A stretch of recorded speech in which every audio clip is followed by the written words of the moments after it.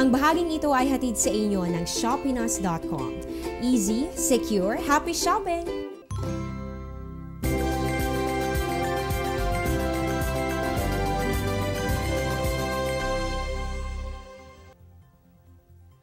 Good morning Pilipinas and welcome back po sa Panahon TV. Para sa mga silinophile na kanina pa nag-aabang, narito na ang moonrise at ganun din ang moonset.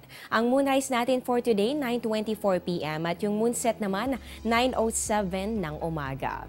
At eto pa, para naman sa ating lunar phase, magpapatuloy ang waning gibbous moon. Ito po'y halos kasunod lamang ng full moon at fully illuminated sa kaliwang bahagi nito.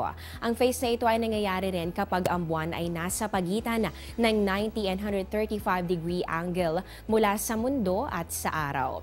Ang waning gibbous moon ay makikita rin pagkatapos po yan ng ating sunset.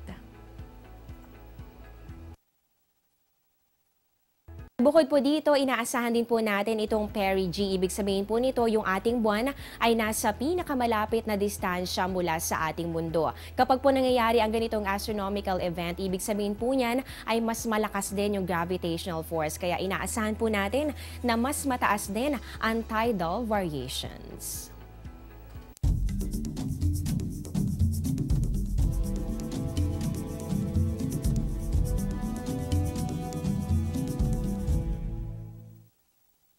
Matagal na nating problema ang pagdami ng basura, pero alam nyo ba na hindi lang pala yan sa ating planeta dahil maging sa outer space ay may tinatawag din na space junks? Anong uri ng basura naman kaya ito? Para sa mga detalye, narito ang aming student correspondent na si Jero Hiastro. Good morning, Jero! Thank you, Ms. Amor, at magandang umaga mga astronomy enthusiasts. Astro Monday na naman, kaya panibagong trivia pang astronomiya na naman ang aking ibabahagi sa inyo. Patuloy niyang lumalaki ang problema natin sa basura dito sa daigdig. Pero alam niyo bang hindi lamang sa Earth merong basura? Dahil sa ating kalawakan o sa outer space ay meron ding space debris o space junks na tinatawag. Ang mga space junks ay nagmula sa mga unfunctional satellite, mga tornilyo at bakal na nai-eject sa satellite deployment at mga bahagi na accidental breakup ng malalaking bagay na nasa outer space. Dahil nga sa pagiging unfunctional ng mga satellite o mga ito ay tinawag na mga basura ng kalawakan o space junks.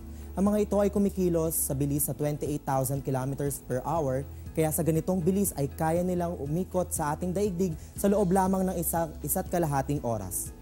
Dahil sa bilis sa taglay ng mga space junks, ito ay banta sa mga satellite na in operation sa outer space at posible din sa mga ilalunch pa lamang ng mga space rockets. Ilan din sa mga ito ay bumabagsak sa daigdig dahil na din sa tinatawag nating gravity. Tinatayang mayroong mahigit 21,000 pieces na mga space junks, sinlaki po yan ng mga ping-pong bola, at mahigit 100 million pieces naman na sinlaki ng mga grain of rice. Nitong mga nakaraang taon nga lang ay ilan sa mga space organization ay nagpanukala ng mga patakaran upang mabawasan ang mga space junks sa ating kalawakan. At ilan sa mga halimbawa nito ay ang pagsasaayos o pag-i-improve ng mga design ng sinasabing space rockets. At yan ang latest sa Balitang Pangkalawakan. Para sa Panahon TV, ako si Jero Hiastro. Magandang umaga.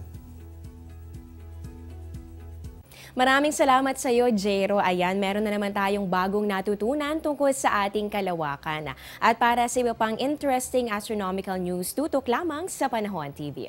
Sa puntong ito, alamin naman po natin anong oras nga ba ang ating high tide at ganun din ang low tide.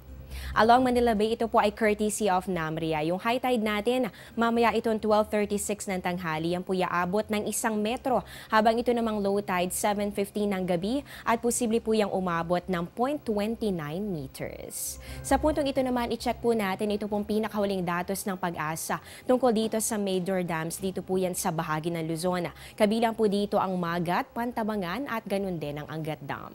Unahin po natin dito sa Angat Dam kung saan matatagpuan po yan sa Norzagaray, Bulacan. As of 6 a.m. kahapon, meron po itong 193.08 meters at medyo malaki pong iniakyat ng level ng tubig dito. Yan po'y umabot ng 2.48 meters. Sa Magat Dam naman, dahil nagkaroon po ito ng pag-akyat sa water level na umabot ng 1.03 meters, nakitaan po ito ng water level kahapon na 169.90 meters. At panghuli po natin dito naman sa may Pantabangan Dam, dyan po yan sa Nueva Ecija.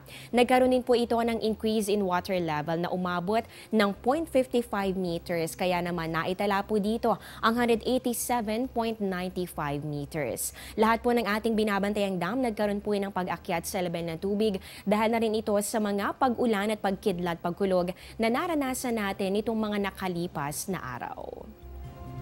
Samantala, #power interruption. Naglabas po ng anunsyo ang Meralco tungkol sa kanilang operasyon na maaaring maging sanhi ng pagkaantala ng kuryente sa ilang mga lugar.